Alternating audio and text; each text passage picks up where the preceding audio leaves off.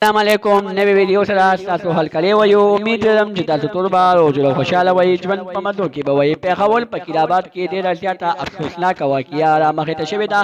چې مور او لور د غیرت په نوم باندې ډېر بېدلتۍ سره قتل شوي دي مور او لور چا قتل کړل اخر په څه وجه یې قتل کړل د دوی ګناه څه وه دوستانو که چېرې تاسو د دې پوره حقیقت نه ځان قبلول غواړئ که اوسه پورې چا زموږ د چینل مخه نه وي سبسکرایب کړې خو موږ زموږ د چینل مخه سبسکرایب کړئ تلې نشان څخه مخه ووهئ چې زموږ خل یوه نوې معلوماتي ویډیو تاسو ته په اسانۍ سره ملاویږي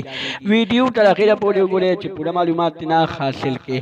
پېښور کې مور او لور د غیرت په نوم باندې ډېر بېدلتۍ سره قتل شوي دي دا هېڅ چا نه دي قتل کړي ګینې بل چا نه دي قتل کړي مور او لور خپل پلار او زوی قتل کړي دي پلار یې راپاسي خپله ښځه د غیرت په نوم باندې ډېره بېدلتۍ سره قتل کوي او زوی یې راپاسي خپله خور د غیرت په نوم باندې ډېر بېدلتۍ سره قتل کوي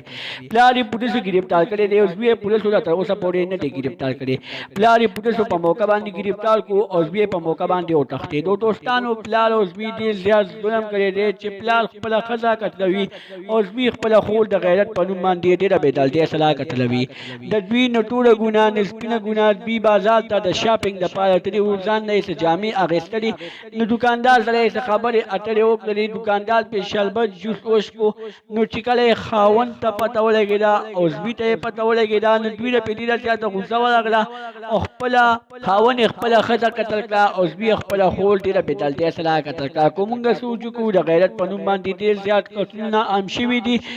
نن سبا چې کوم قتل هم کېږي هغه خامخا د غیرت په نوم باندې کېږي د دې نه مخکې په مالدان کې یو ډېره دردناکه افسوسناکه واقعه رامخې ته شوې وه چې د غیرت په نوم باندې د واده زلمي د واده په شپه باندې خپله ناوې د غیرت په نوم ډېره بېدلتۍ سره قتله کړې وه هم نن دغه رنګې پېښور په کلابات کې ډېره زیاته دردناکه واقعه رامخې ته شوې ده چې پلار او زوی راپاسي خپله ښځه او خپله خور د غیرت په نوم باندې ډېره بېدلتۍ سره قتلوي دوستانو دا وه زموږ نننۍ ویډیو زموږ دا ویډیو خوښه شوې وي زموږ د چینل مخه سبسکرایب کړئ ترې نشان څخه مخه ووهئ چې زموږ خل یوه نوې معلوماتي ویډیو تاسو ته په اسانۍ سره ملاویږي والسلام